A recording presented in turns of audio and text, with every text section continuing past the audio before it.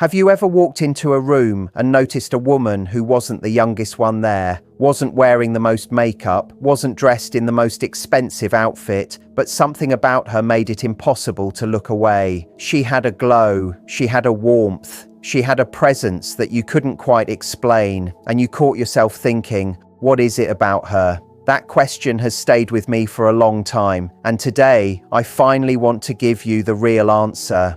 Here is something I believe with everything in me. We live in a world that constantly tells women that their beauty is something they need to buy, something they need to apply, something they need to chase and fix and cover up.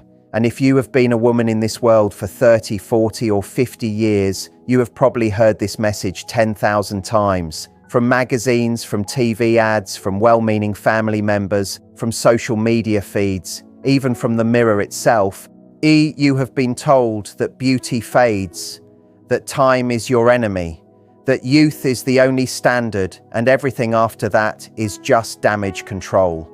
But stay with me, because what I'm about to share changes everything. Here is what I know to be true. The most magnetic women I have ever come across were not the youngest in the room. They were not the ones with perfect skin or flawless makeup.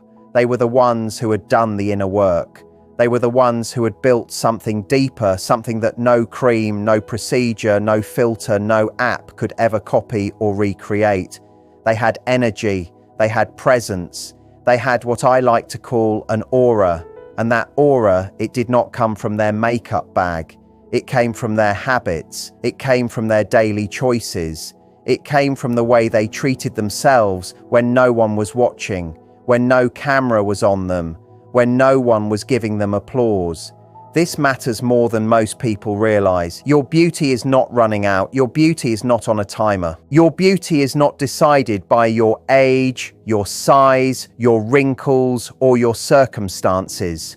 Your beauty is decided by your energy, and your energy is something you can begin building today, starting right now from wherever you are. So in this video, I'm going to walk you through 5 habits, 5 specific and practical habits that women with radiant energy practice every single day. And listen, these are not complicated rituals. They do not require money or special products or a gym membership or a complete life overhaul. They require intention. They require awareness. They require one clear decision to show up for yourself in a different way. And by the time this video ends, you will walk away knowing exactly how to build the kind of beauty that does not wash off at night, the kind of beauty that only grows stronger with time, the kind of beauty that makes people lean in when you speak, remember you long after you leave, and feel genuinely better simply because they were near you.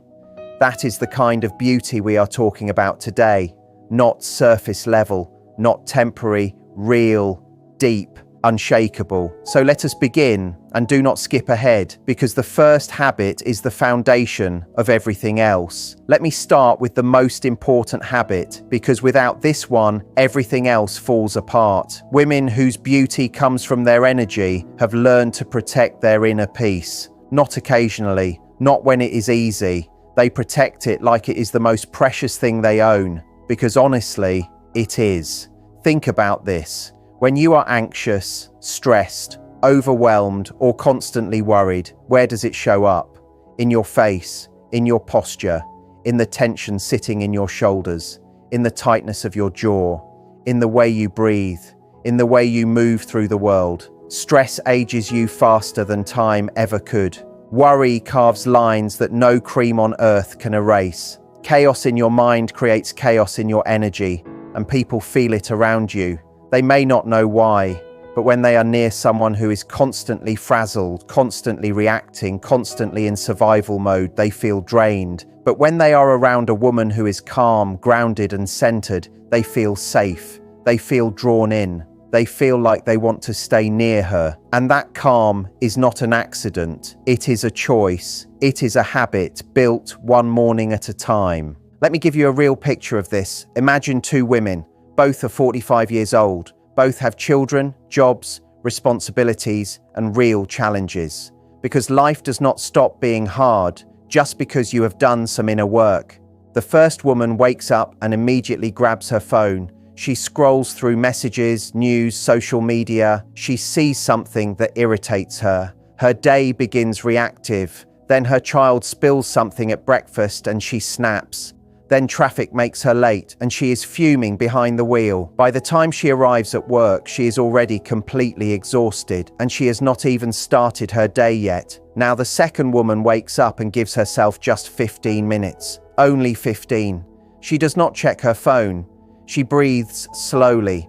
She sets a small intention for the day. Maybe she writes down 3 things she is grateful for. Maybe she stretches. Maybe she simply sits with her cup of tea and watches the light come through the window. When her child spills something, she sighs, but she does not lose herself. When traffic slows her down, she uses that time to listen to something that feeds her mind. Same life, same responsibilities, completely different energy. And here is what you must understand right now. The second woman is not calm because her life is easier. She is calm because she made her inner peace a priority. She drew a boundary around her mornings. She decided that how she starts her day matters. She built a habit of protecting her mental and emotional space.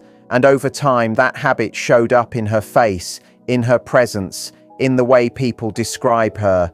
They say things like, there is just something about her, she is so peaceful, she seems so together, and that something is not magic, it is not luck, it is a habit practiced in the quiet moments when no one is watching. So here is what you can do starting today. First, identify your peace stealers. What are the things, people, situations, or habits that consistently knock you off balance? Maybe it is checking your phone the moment you open your eyes. Maybe it is engaging in arguments that never lead anywhere. Maybe it is saying yes when your whole body is saying no.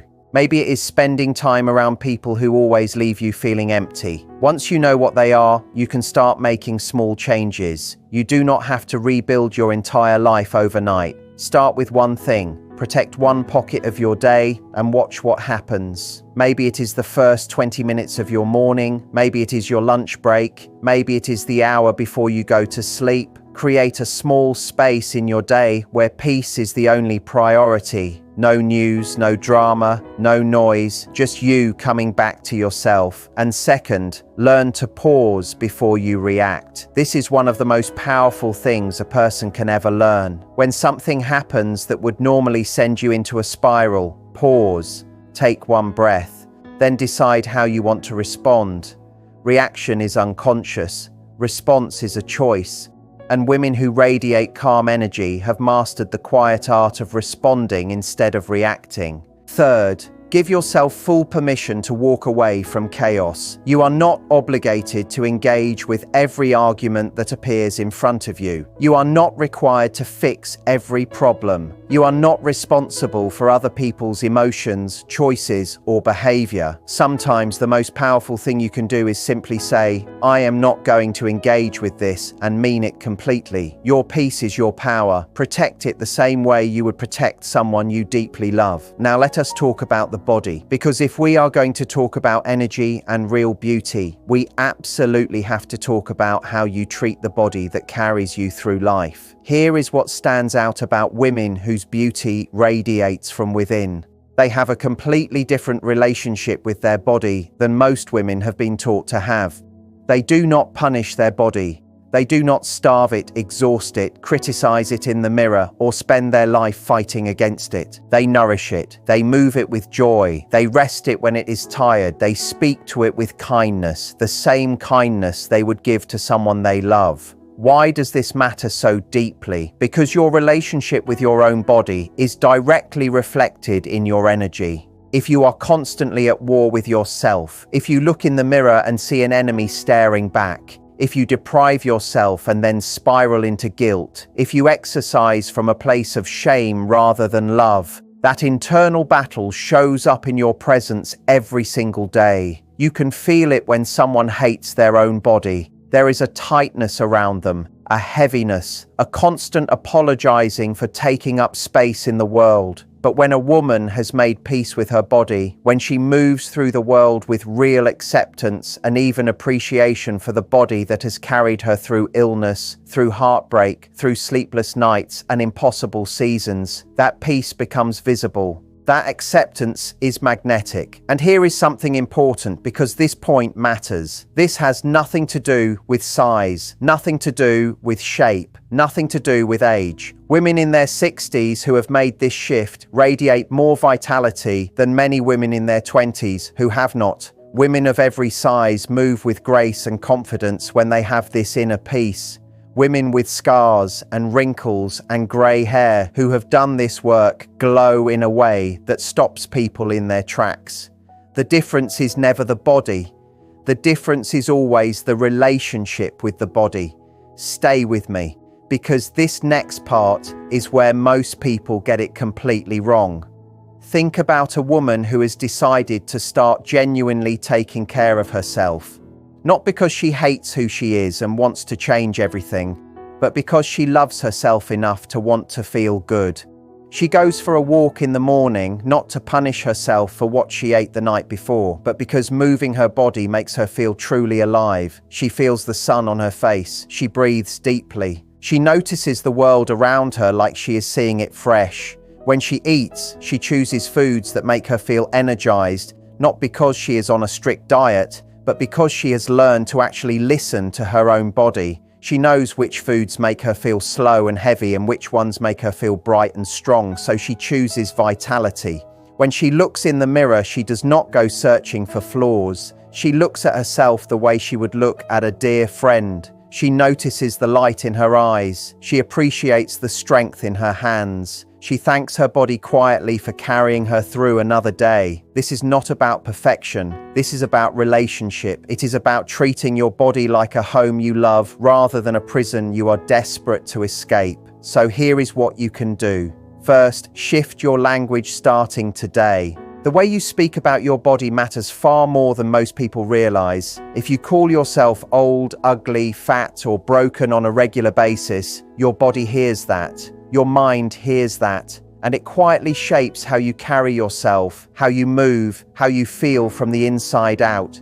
Begin speaking to yourself the way you would speak to your daughter, your closest friend, or a small child you adore, with kindness, with encouragement, and with grace. When you look in the mirror, find one thing you genuinely appreciate, not something you tolerate, something you actually feel grateful for. Your eyes, your smile, your hands and everything they have built. Start there and build from that place. Second, move your body for joy rather than punishment. Find a way of moving that you actually enjoy doing. It does not have to be a gym. It can be dancing alone in your kitchen, walking in nature, swimming, stretching while your favorite show plays, yoga in your living room. The goal is to reconnect with your body, not to punish it into some ideal shape. When you move from a place of joy, your energy shifts completely. You begin to feel more alive, more present, more at home inside your own skin. And third, rest without guilt, because this one is deeply important. Women have often been taught that rest equals laziness, that we should always be doing something, producing something, serving someone. But rest is not laziness. Rest is restoration. When you are exhausted, your energy becomes dim. When you are completely depleted, you have nothing left to give anyone, including yourself. When you are running on empty, it shows in your face, your patience, your presence, and the way you treat the people around you. Give yourself full permission to rest without explaining it to anyone. Take the nap when your body asks for it.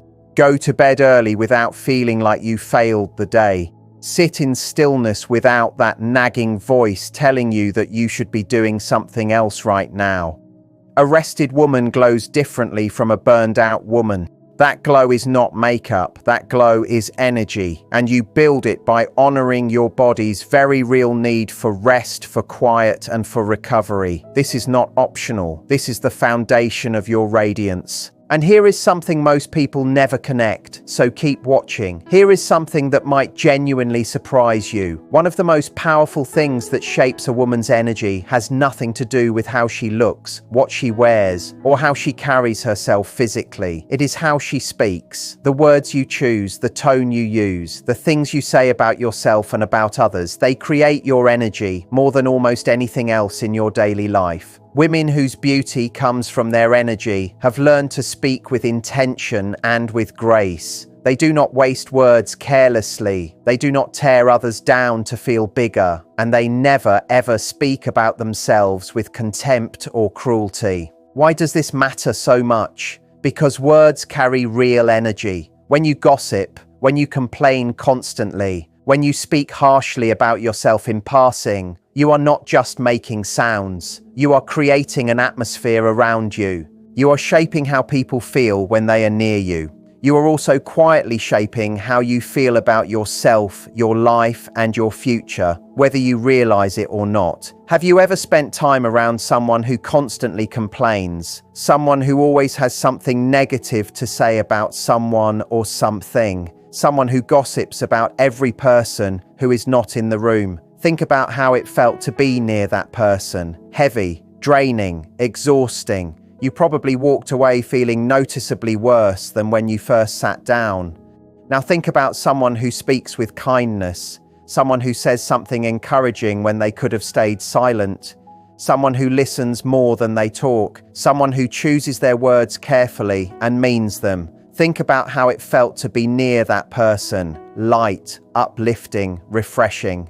You probably walked away feeling genuinely better, more hopeful, more alive. That is the direct power of words. That is the real power of how you choose to speak. And here is the part that matters most. The way you speak about yourself shapes your entire energy from the inside out. If you are constantly saying, "I am so old, I am so tired, I am not smart enough, I am not attractive enough, I will never find real love, I always mess things up," you are actively programming your own energy with those words every single day. You are creating an aura of defeat, of insecurity, of self-rejection, and people around you feel it even when they cannot name it. But when you speak about yourself with quiet respect and with hope, even when things are genuinely hard, you create a completely different energy. An energy of grounded confidence, an energy of self-worth, an energy that says, "I know who I am, and I am at peace with her."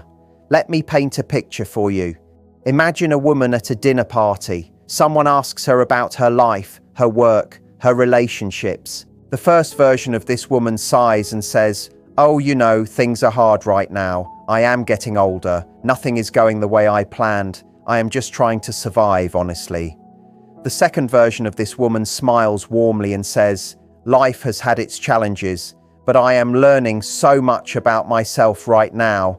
I am in a season of real growth and I am grateful for it." Same life, same circumstances, completely different energy. The first woman will be forgotten by the end of the night. The second woman will be remembered and talked about on the drive home, not because she is pretending everything is perfect, but because she chose to speak about her life with dignity and with hope, and that choice created something magnetic. So what can you do right now? First, become genuinely aware of how you speak about yourself. For 1 week, simply notice the words you use when you describe yourself, your body, your abilities, your life, your future. Are they words of hope or words of defeat? Are they words of respect or words of contempt? You do not have to lie or pretend things are perfect, but you can choose to speak about your challenges with dignity instead of despair. Instead of saying, "I am so old and falling apart," you could say, "My body has carried me through so much and I am learning to take better care of it." Instead of saying, "I will never find love," you could say, "I'm becoming the kind of woman who attracts exactly the right person." This is not delusion. This is intention. This is choosing to speak life into yourself rather than quietly draining it away. Second, reduce gossip and constant complaining. This is genuinely hard because gossip and complaint can feel like connection and bonding in the moment. But they are not. They are slowly draining your energy and lowering the quality of every room you walk into.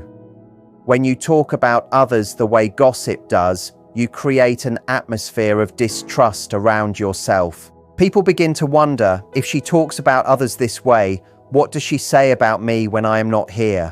When you complain constantly, you are actively training your mind to search only for problems, and you become a magnet for more things to complain about. Start noticing honestly how much of your daily conversation is spent in negativity. Then slowly and intentionally begin shifting toward gratitude, toward solutions, toward words that encourage rather than drain.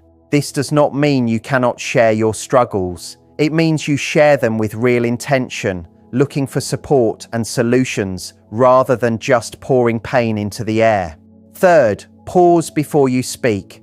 Women with graceful energy do not say everything that comes to their mind. They have learned the real power of the pause. Before they respond, before they react, before they add their opinion to something, they quietly ask themselves, is this necessary? Is this kind? Is this actually helpful? Not every thought needs to become words. Not every feeling needs to become a loud statement in the room. Sometimes silence is far more powerful than speaking. And when you do speak, your words will carry far more weight. People will lean in because they know when you open your mouth, something worth hearing is about to come out. Now we come to one of the most important habits of all, and perhaps the one that takes the most time and the most courage to build. Women whose beauty comes from their energy have learned to genuinely love and accept themselves, not in a shallow, I just say positive affirmations kind of way, but in a deep, honest and real way. They have made peace with who they are. They have forgiven themselves for the mistakes they made in the past. They have stopped waiting to be perfect before they allow themselves to finally be happy. And that inner acceptance radiates outward in a way that no makeup, no outfit, and no amount of outside validation ever could. Why does this matter so deeply? Because you simply cannot fake real self-love, and people feel it immediately. They feel when someone is at peace with themselves, and they feel when someone is at constant war with themselves. Think about this carefully. When a woman is always seeking approval, always looking for validation, always trying to prove her worth, there is a quiet desperation in her energy. It is exhausting to be around because you feel like you are always being asked to fill a hole that you can never fill no matter what you do. But when a woman has filled